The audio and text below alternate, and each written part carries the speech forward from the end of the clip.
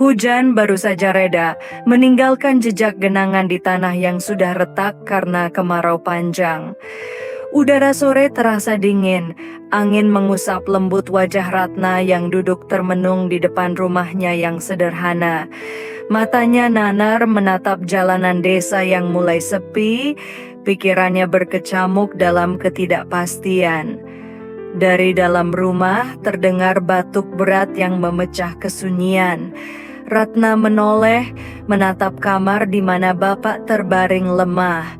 Suara batuk itu semakin sering, semakin dalam, semakin menyakitkan bagi yang mendengarnya. Ratna menggigit bibir, menahan isakan yang nyaris pecah. Ia ingin masuk, ingin berada di samping bapak, tapi langkahnya terasa berat.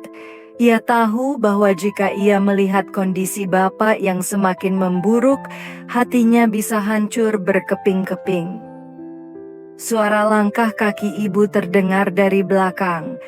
Ratna menoleh dan melihat ibu duduk di sampingnya dengan tatapan penuh kelelahan. Garis-garis halus di wajahnya tampak semakin jelas, seolah bertambah hanya dalam semalam.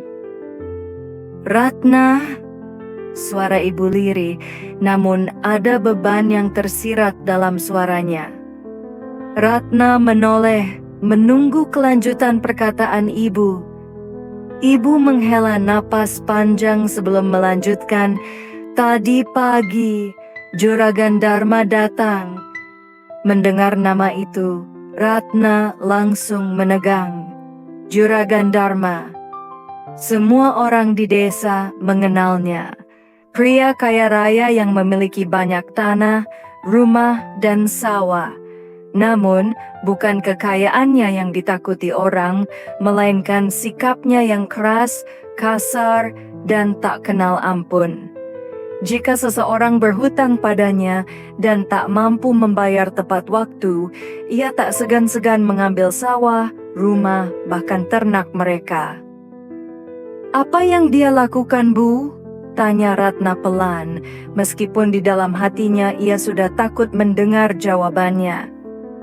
Ibu menunduk, seolah enggan mengatakan apa yang harus ia katakan. Namun akhirnya ia bersuara. Dia menawarkan bantuan. Ratna mengerutkan kening. "Bantuan?"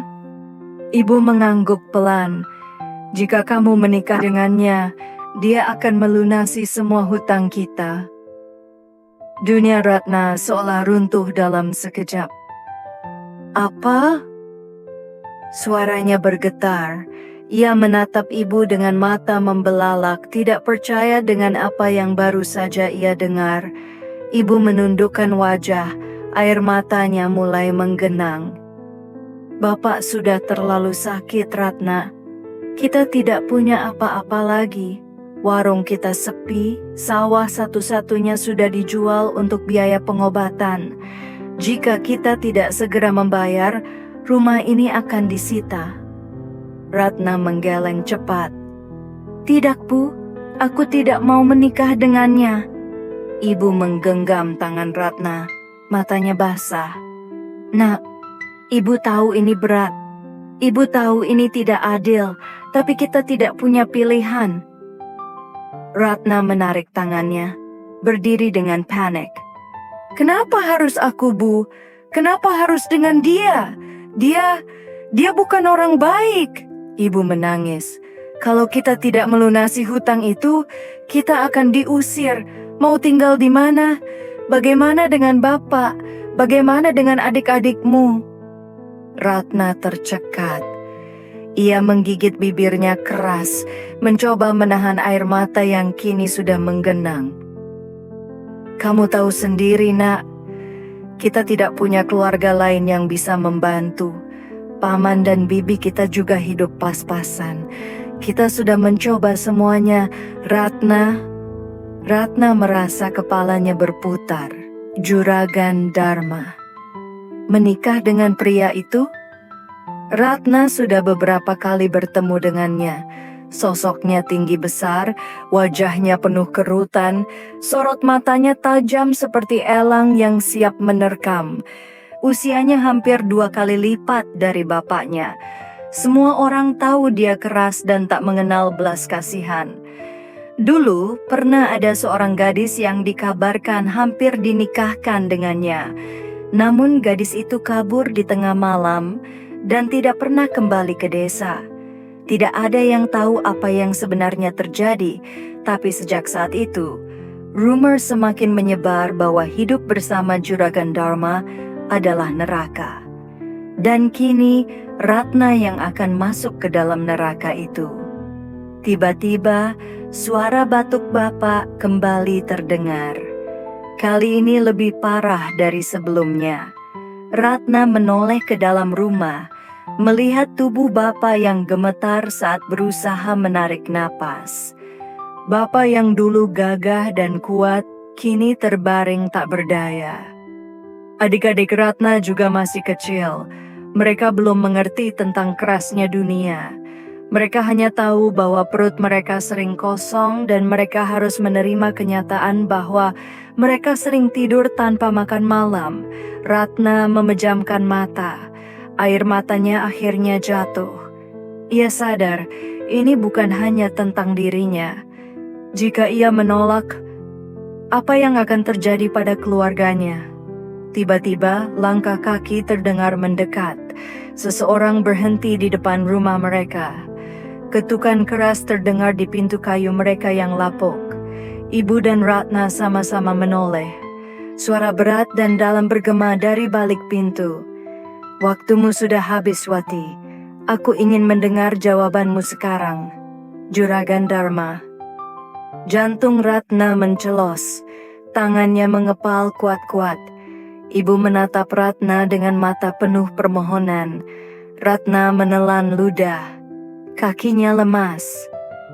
Namun akhirnya ia berkata dengan suara hampir tak terdengar, Aku akan menikah dengannya." Saat itu juga dunia Ratna berubah selamanya. Hari pernikahan Ratna tiba lebih cepat dari yang ia bayangkan. Tidak ada kebaya indah, tidak ada riasan cantik, bahkan tidak ada tamu undangan kecuali keluarga dekat. Semuanya terjadi begitu cepat, begitu sunyi, begitu memuakkan. Di rumah megah Juragan Dharma, seorang penghulu duduk di tengah ruangan, sementara beberapa saksi dan anggota keluarga menyaksikan. Ratna duduk bersimpuh, hatinya penuh gumpalan kepedihan yang tak bisa ia luapkan. Ketika nama Juragan Dharma disebut dalam akad, tubuhnya menegang.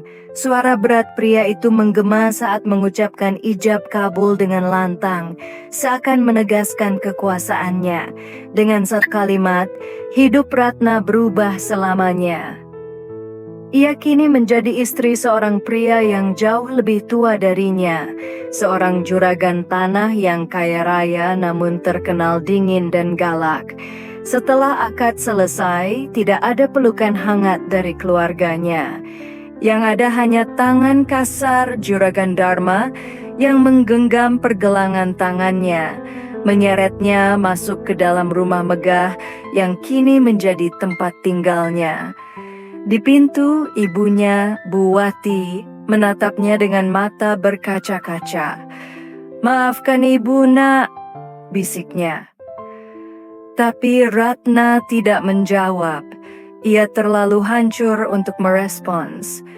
Begitu melewati gerbang rumah Juragan Dharma, Ratna merasakan sesuatu yang berat di dadanya. Rumah itu lebih besar dari apapun yang pernah ia lihat sebelumnya. Halamannya luas, dipenuhi tanaman mahal yang tertata rapi.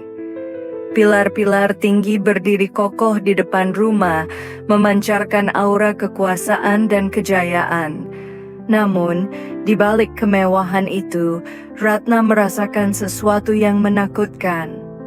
Setelah melewati pintu besar, ia disambut oleh sepasang mata tajam dari seorang wanita tua berpakaian rapi.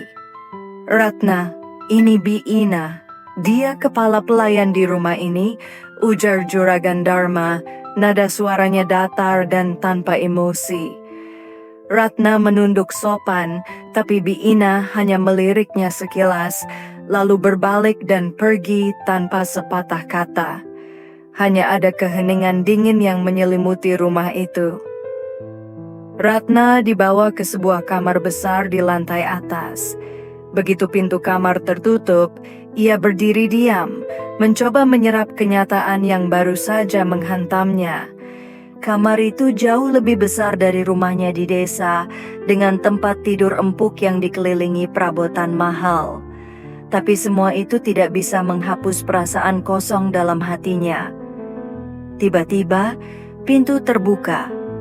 Juragan Dharma masuk dan menatapnya dengan tajam. "Kau sudah resmi menjadi istriku. Aku tidak peduli apa yang kau rasakan, yang penting kau tidak mempermalukanku," katanya dingin. Ratna menelan ludah, tubuhnya gemetar. "Aku tidak butuh istri cengeng. Kau hanya perlu patuh dan jangan melawan," lanjutnya sebelum berbalik dan pergi. Malam itu, Ratna duduk di tepi tempat tidur, menatap kosong ke jendela. Angin malam bertiup lembut, membawa suara jangkrik dari luar. Ia ingin menangis, tapi air matanya sudah habis. Mulai malam ini, rumah ini adalah penjaranya. Hari pertama Ratna sebagai istri Juragan Dharma dimulai dengan bentakan. Ia terlambat bangun. Saat ia turun ke ruang makan, semua orang sudah duduk di meja, termasuk Juragan Dharma yang menatapnya tajam. Seorang istri juragan harus bangun sebelum suaminya. "Kau pikir ini rumah main-main?" Suaranya rendah tapi mengandung ancaman. Ratna terdiam, tangannya gemetar saat mengambil sendok. Namun saat ia akan mulai makan, Juragan Dharma berdiri dan meletakkan sendoknya dengan keras di atas meja. "Mulai besok, kau harus bangun lebih awal. Aku tidak mau melihatmu malas." Setelah berkata demikian, ia pergi tanpa menyentuh makanannya. Ratna hanya bisa menunduk, sementara Biina dan pelayan lainnya menatapnya dengan ekspresi sulit ditebak. Sejak saat itu, Ratna dipaksa untuk menyesuaikan diri dengan ritme hidup yang keras. Ia harus bangun sebelum matahari terbit, membantu para pelayan menyiapkan makanan, memastikan rumah tetap bersih, dan menuruti semua perintah suaminya. Jika ia melakukan kesalahan sekecil apapun, ia akan menerima tatapan tajam atau bentakan dingin dari Juragan Dharma. Ratna mulai merasa seperti seorang budak, bukan seorang istri. Namun, semakin lama tinggal di rumah itu, Ratna mulai melihat sesuatu yang berbeda dari pria itu. Di balik sikap kasarnya, di balik suaranya yang penuh wibawa, ada sesuatu yang tersimpan dalam-dalam.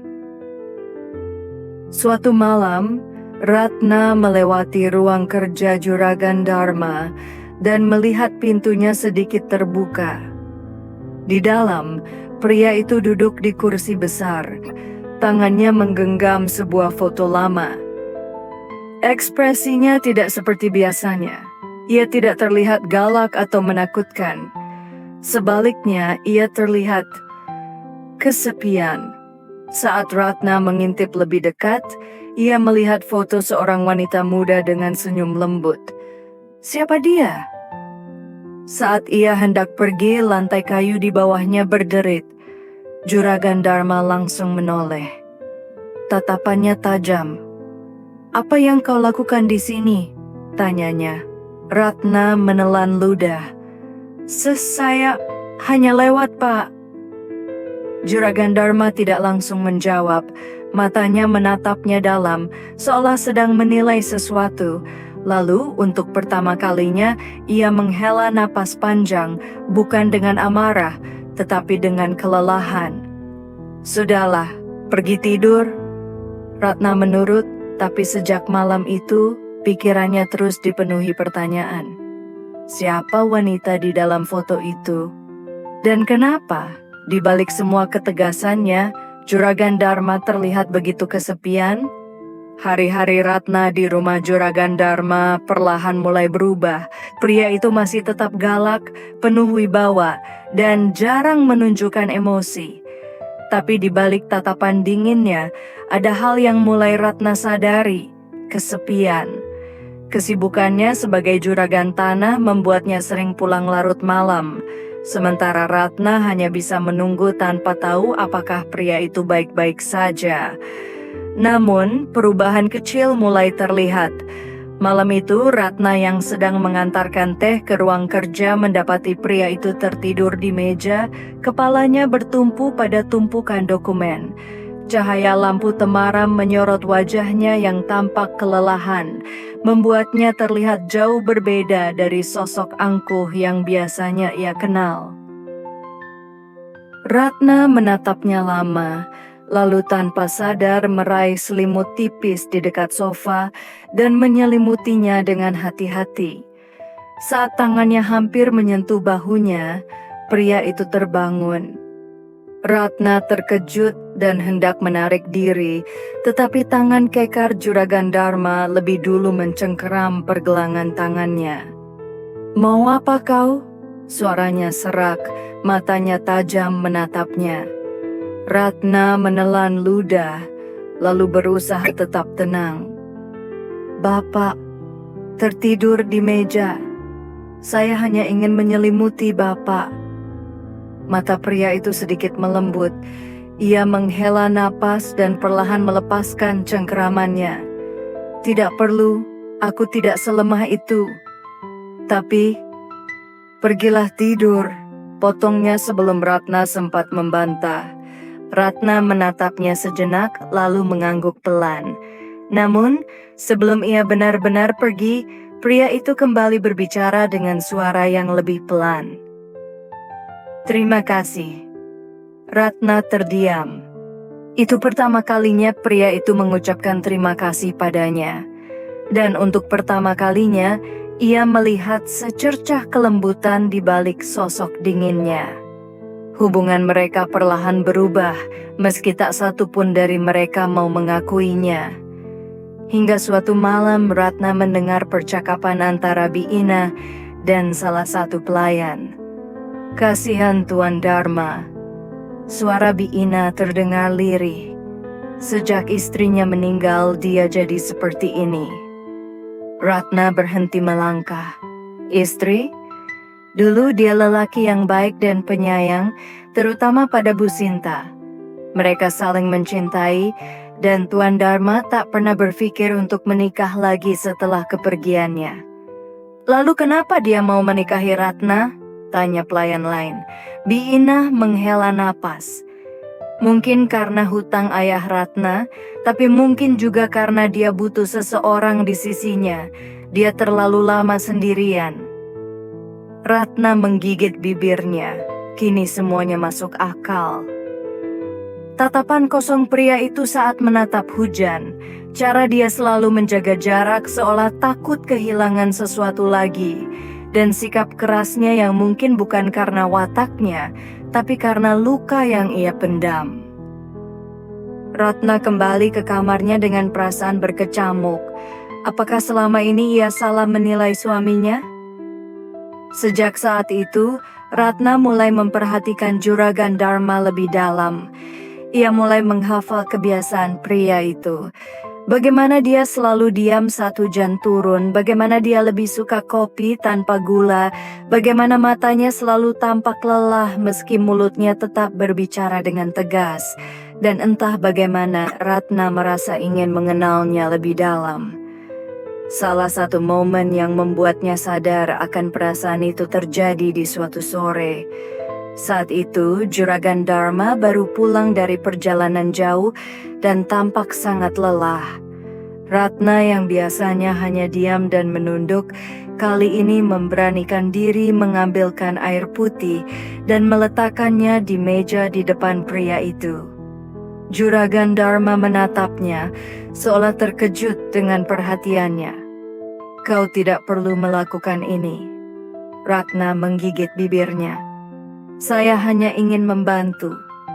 Pria itu diam sejenak, lalu menghela napas.